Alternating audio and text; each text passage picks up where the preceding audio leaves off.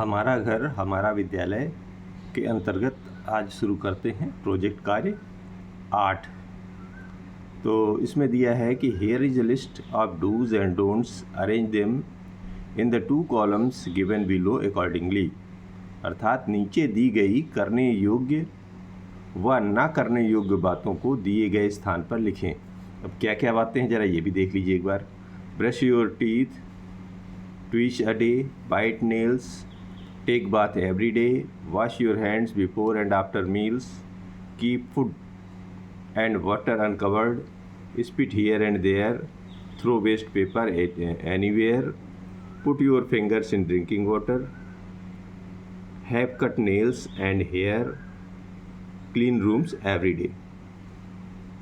अब ये जो 2 बातें हैं इनमें से कुछ बातें करनी हैं, कुछ बातें नहीं करने योग्य हैं। तो क्या करना है क्या नहीं करना है वो इन ग्राफ में, इस कॉलम में भरना, मतलब इस जो ये बना हुआ है अपने को डिब्बा, इसमें भरना है। तो एक सीरियल नंबर दिया है, डूज माने अब करने वाली योग्य बातें और डोंट्स माने ना करने योग्य बातें। तो शुरू करते हैं, उठाते हैं एक एक करके। जैसे दिया हुआ है brush your teeth twice a day, आप अपने दांतों का मतलब 2 बार आपको मंजन करना चाहिए। कितने बार? खाना खाने के सुबह उठने के पहले और खाना खाने के बाद करना चाहिए। तो ये करना है, brush your teeth twice a day, दिन में 2 बार करना है, ठीक है। दूसरी बात फिर आगे से उठाते हैं, तो टेक बाथ एवरी डे, आपको रोज़ नहाना है, ठीक है। फिर तीसरा कह रहा है कि wash your hands before and after meals, खाना खाने के पहले और खाना खाने के बाद हाथों को धोना है, बिल्कुल धोना है जी। तो ये डूज में आ जाएगा।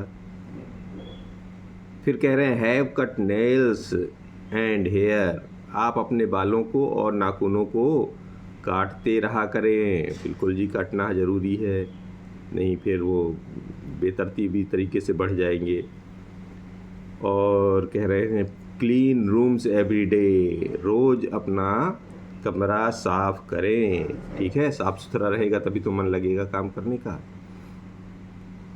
अब क्या नहीं करना है, तो जो नहीं करना है वाली में देखते हैं, बाइट नेल्स यानी कि नाखूनों को दांतों से नहीं चबाना है, बिल्कुल नहीं चबाएंगे जी, तो डोंट्स में चला जाएगा।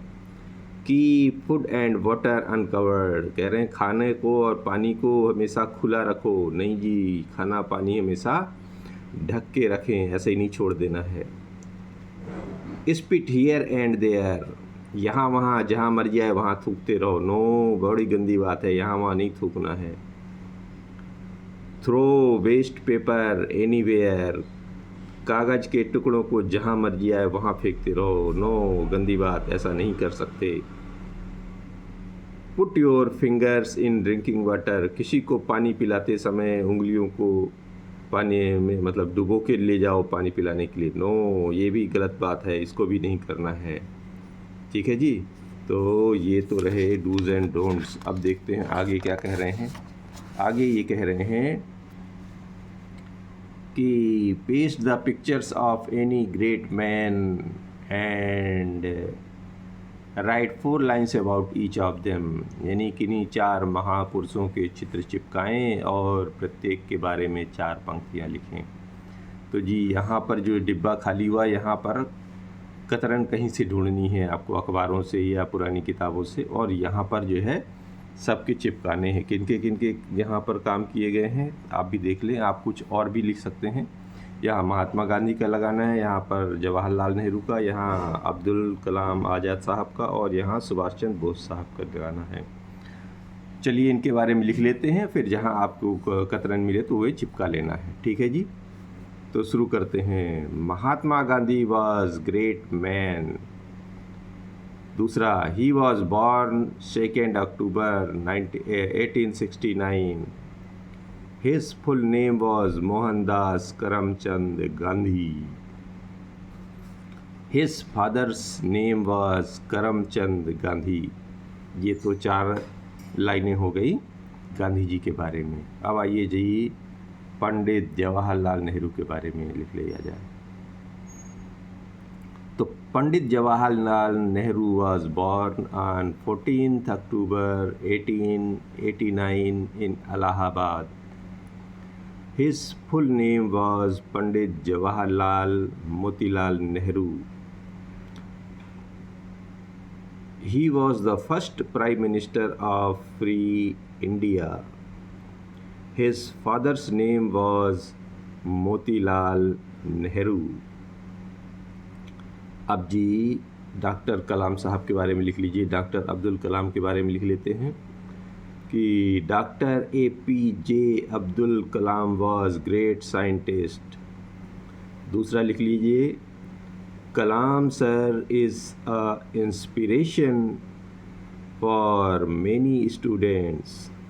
तीसरा पॉइंट लिख लीजिए, he was born in Rameswaram. चौथा पॉइंट लिख लीजिए, Kalam sir is also called missile man of India. अब सुभाष चंद्र बोस साहब के बारे में लिख लेते हैं कि Subhash Chandra Bose was a great freedom fighter. He was born on 23rd January 1897 in Cuttack, Odisha.